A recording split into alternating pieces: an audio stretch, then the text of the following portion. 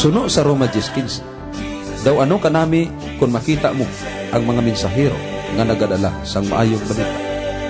Ang ini nga palatuntunan ginpasad sa pagwali sang maayong balita sang aton Ginoong Hesukristo, kag sa paghatag sa aton sing buhing paglaom kag kaisog sa pag-atubang sang palabot.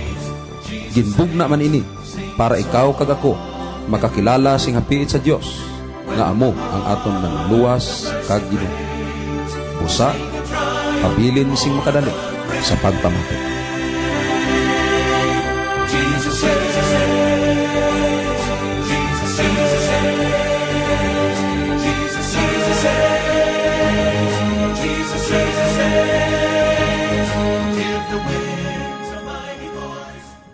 Mayong hapon sa tanan, kumusta kamo? Welcome kamo sa aton nga programa ang Mayong Balita sang Ginharian sang aton Ginoong Hesukristo, ang aton dako nga Dios kag manluluwas. Happy first anniversary sang ini nga programa. Praise God nga ini nagapadayon kag padayon pa nga magdulong sang mensahe sang kaluwasan sa aton tanan.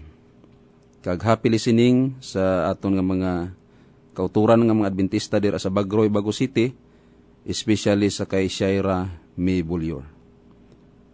Aton nga paandam sa aton nga mga utod sa kanginan nga nagapamati, nga wala kita nagapang-igo sa aton nga presentasyon.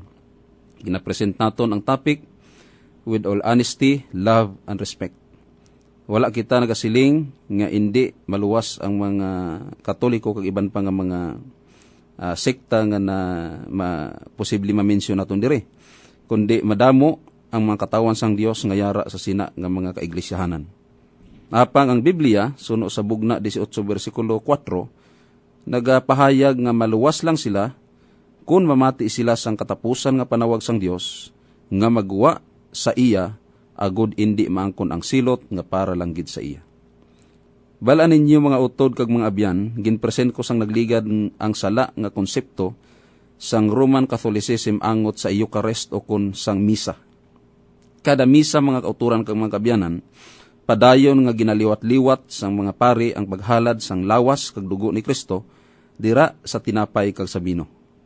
Tuguti ako sa pagbasa sang booklet ni Bishop Cirilo R. Almario Jr. DD nga Jesus in the Holy Eucharist, page 39, nga nagasiling, in the first place, it is a teaching of faith that Christ becomes present in the sacrament of the altar by the transformation of the whole substance of the wine into blood. It is also a teaching of faith that the body and blood of Christ, together with His soul and divinity, that is the whole Christ, is present in the Holy Eucharist. Sa doctrine nga transubstantiation mga kauturan kag mga kabyanan, ang Katolisismo nagapati nga mahimo nga literal nga lawas ni Kristo ang tinapay kag literal nga dugo ni Kristo ang bino sa panahon sang misa. Kag si Pope John Paul II nagpamatuod sini sa iya Apostolic Letter, page 72, sang siya nagsiling, in the Eucharist, the Church offers the sacrifice of Christ, offering itself together with Him. Ang pangabay sang texter nga nagtext akon sang last Sunday, nga irikan ko ang akon nabuhian sa kahanginan nga mga pulong nga ginabalik-balik sang Catholicism ang paghalad sang sakripisyo ni Kristo, nga among yalawas paagi sang sagi pagpakaon sang mga pari sang ostyas sa ila mga membro sa tagsa kamisa nga ila ginahimo. Gina-insist niya nga wala kuno nila ginaliwat-liwat ang paghalad. Kag hindi kita makasiling nga wala naliwat-liwat mga kauturan kag mga kabyanan. Paano kita makasiling nga wala ginaliwat-liwat kay ginako ni Pope John Paul II paagi sa pagsiling nga in the Eucharist, the Church o kon Catholic Church offers the sacrifice of Christ, offering itself together with Him. Sin-o gid bala ang may katungod nga maghalad o kun mag-offer sang sacrifice mga kauturan kag mga kabyanan? Ano ang ginsulat sang balaan nga kasulatan?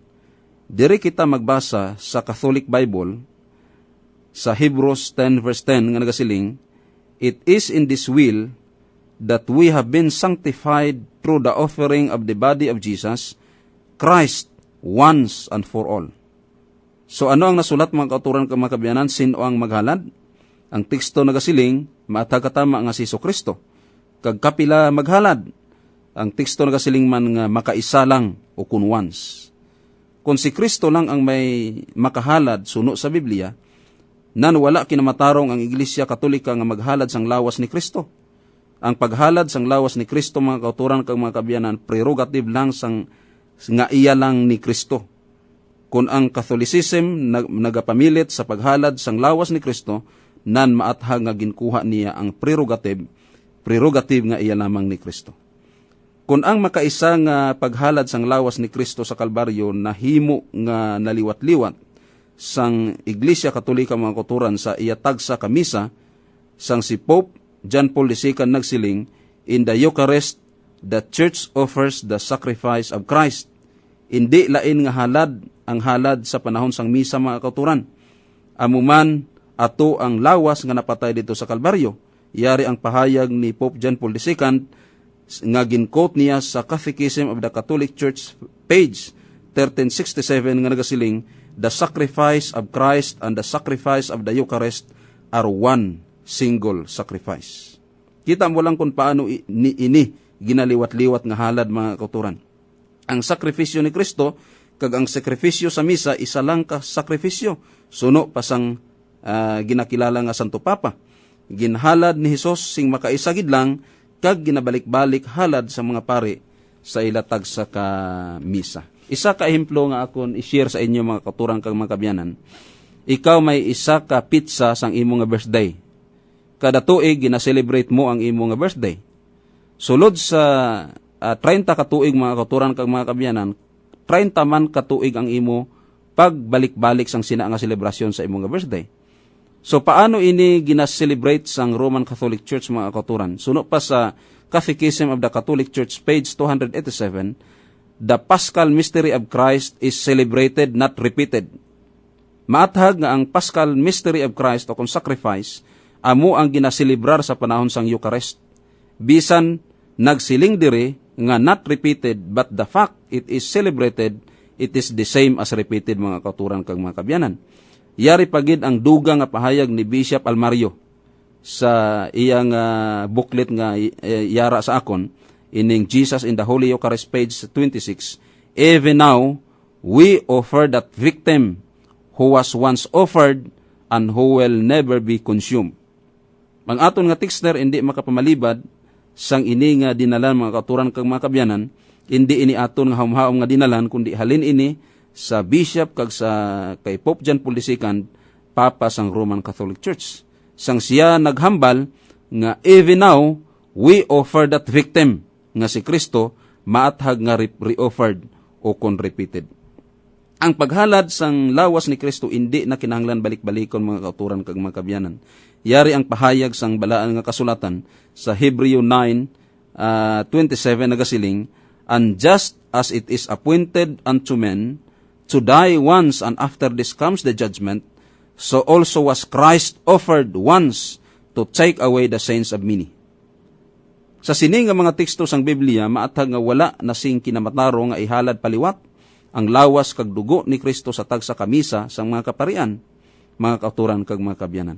So kadto kita sa bag-o nga focus sang Vatican II. Sa mga tuig AD 3 to 5 pakadto 1965, mga kauturan kag mga kabyanan, ang mga delegado nga mga Katoliko halin sa tagsa kabahin sang kalibutan nakahimo sang 21 ka mga ecumenical councils. Sa una nga tion sang history sang mga sini nga mga councils, mga kauturan, the Vatican II went beyond in the house business for the church. Nalambutan na niya ang tanan nga mga major religion sa kalibutan, lakip na ang mga hindi Kristohanon kag mga Hudiyo. Ang Iglesia Katolika nagpaalinton man sa iban nga mga denominasyon Kristohanon paagi sa pagtawag sa ilang nga separated churches. Paagi sa pulong separated, mga kauturan, ini nagkahulugan ngang